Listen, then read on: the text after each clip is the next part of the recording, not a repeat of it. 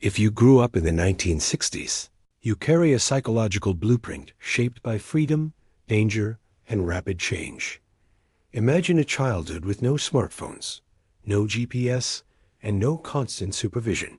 Your world was a bike, a few coins for candy, and one simple rule: be home by dark. For so many, this wasn't just a nostalgic memory. It was everyday life. That unique blend of freedom and risk didn't just create stories to tell your grandkids. It fundamentally shaped your mind in ways that still echo today, influencing how you see the world, handle stress, and connect with others. Let's explore the psychological DNA of a generation forged in a truly unique decade. The 1960s childhood stood at a fascinating crossroads between old and new worlds. Inside the home, life could feel like it was still in black and white. Parents, often shaped by war and scarcity, were strict. They expected obedience, chores without complaint, and a deep respect for authority. Yet, the moment you stepped outside, the world exploded with color.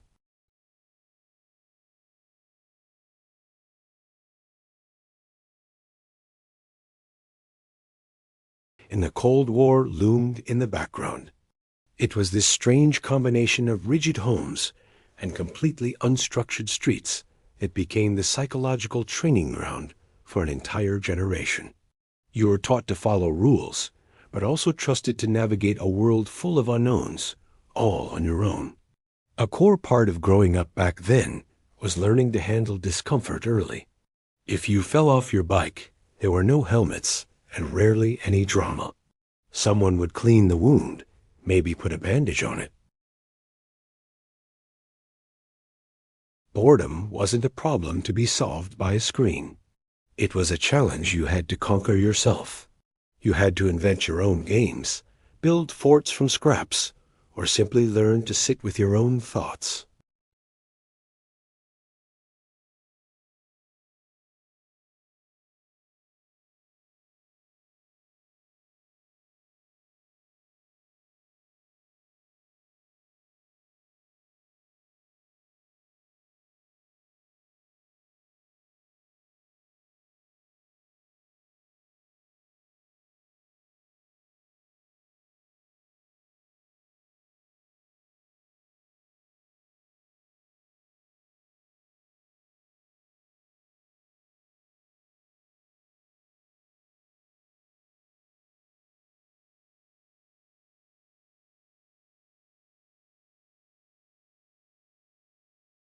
Every choice was a quiet experiment in risk and responsibility.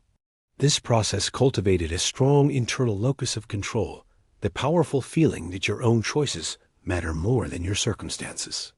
This is why, as adults, many from this generation prefer to fix things before replacing them.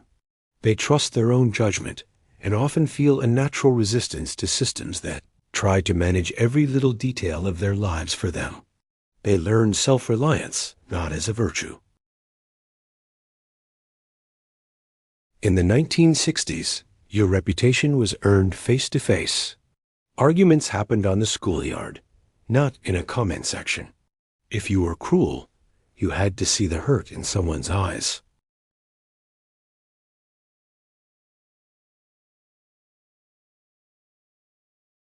This constant, unfiltered, in-person feedback sharpened social senses to a razor's edge. Reading body language, tone of voice, and the overall atmosphere of a room became second nature. It's no surprise that later in life, many from this generation feel most alive and real. Tangible conversations, sitting around a dinner table, talking on the front porch, or collaborating at work, rather than communicating through text messages and social media feeds. They were trained to connect with the whole person, not just the words on a screen. But the toughness of that era came with a price. In many homes, expressing vulnerability was not encouraged. Crying, complaining, or challenging adults was often seen as weakness and was either discouraged or punished. Kids were frequently told to shake it off or stop making a fuss. This taught them to minimize their own pain and to keep their deeper feelings locked away. As adults, this can make them incredibly reliable under pressure. They are often the calm ones when things fall apart, focusing on solutions instead of drama.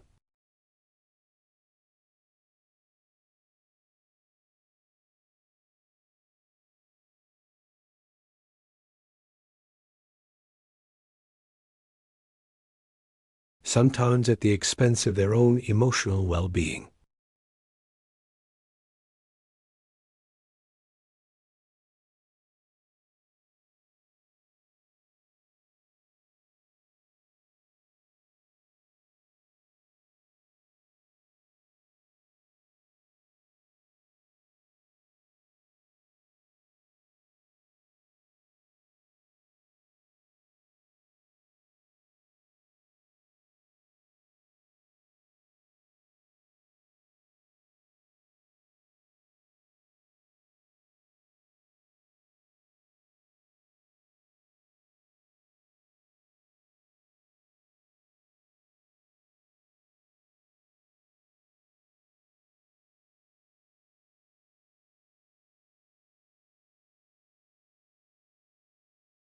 From this unique mix of strictness and freedom, a distinct set of values emerged.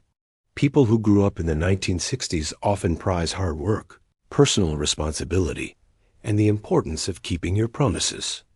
They tend to believe you show love by showing up and doing things for people, not just by saying the words. At the same time, witnessing the great social movements of the decade pushed many of them to care deeply about fairness, equality, and the courage to stand up when authority is clearly wrong. So, inside one person, you can find both the rule follower and the quiet rebel, ready to surface depending on the situation. When they look at the world today, they see something that is both safer and, in some ways, more fragile. Children are protected by laws, cameras, and tracking devices, yet often seem to feel more anxious and overwhelmed.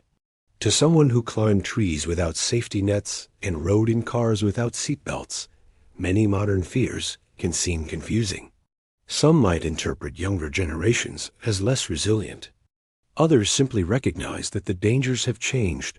The risks are no longer just broken bones and street fights, but digital addiction, social isolation, and the relentless pressure of constant comparison online. The psychology of the 60s generation is a fascinating story of contrasts: emotional toughness and hidden scars, personal freedom and strict rules, rebellion and duty. Their minds were formed in a world without constant surveillance or the endless distraction of screens, a world where direct experience mattered more than documenting it. The decade they grew up in, with all its challenges and its magic, continues to quietly guide their choices, their values, and their view of the world, long after the music on the radio has changed. Thanks for watching. If this resonated with you, please like, share, and subscribe for more content.